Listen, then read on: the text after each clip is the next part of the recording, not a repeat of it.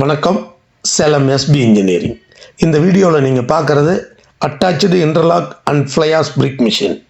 இந்த மிஷினோட சிறப்பு என்னென்னா, இதில் நீங்கள் ஃப்ளையாஸ் பிரிக்ஸும் தயாரிக்கலாம், இன்டர்லாக் பிரிக்ஸும் தயாரிக்கலாம்.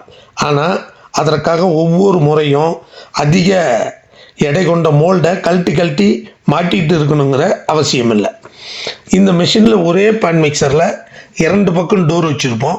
ஒரு பக்கம் ஃப்ளையாஸ் பிரிக் மிஷினு, இன்னொரு பக்கம் இன்டர்லாக் மோல்டு. இன்டர்லாக் மோல்டுக்கு ஸ்க்ரூ கன்வேயர் வச்சு அது வழியாக ரா மெட்டீரியல் போய்டும். ஃப்ளையாஸ் மிஷினுக்கு வந்து டோர் ஓப்பன் பண்ணால் நேரடியாக மிஷினோட ஆஃபர்லேயே அந்த ரா மெட்டீரியல் ஃபில் ஆயிரும். ஸோ வெறும் 4 லேபரை வச்சுட்டு நீங்கள் இந்த மிஷினை யூஸ் பண்ண முடியும். 2க்கும் ஒரே பவர் பேக்கில் இருந்து ஹைட்ராலிக் லைன் கொடுத்துருப்போம்.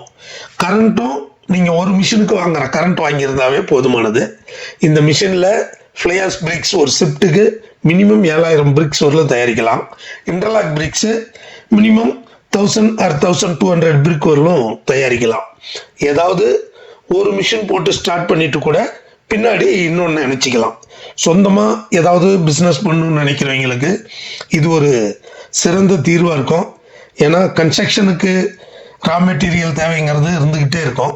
அது இல்லாமல் கவர்மெண்ட்டில் நிறைய சப்போர்ட் பண்ணுறாங்க, லோன் கொடுக்குறாங்க. பேங்கில் 25% 35% வரலும் மானியமும் கொடுக்குறாங்க.